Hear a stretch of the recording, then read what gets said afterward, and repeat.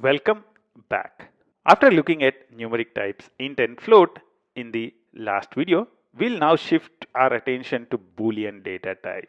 In this step, we'll introduce you to the Boolean data type and look at a few examples of it. Now, what is Boolean, right? Boolean is something which can be true or false.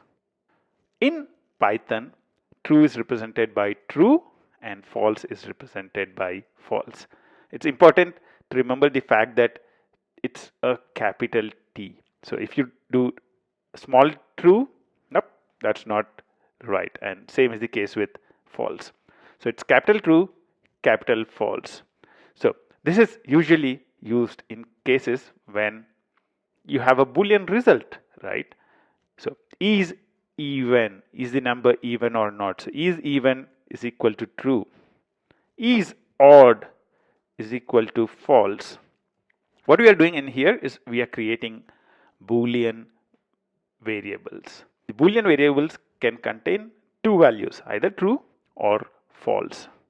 Let's create a simple variable I is equal to 10. I would want to find out if I is greater than 15. What do you think is the result? False. Is I less than 15? What do you think is the result? True. So Booleans are the results of the conditions. So there are a lot of times in programs we would want to write conditions. We would want to do something if a number is odd. We would want to do something if a number is even.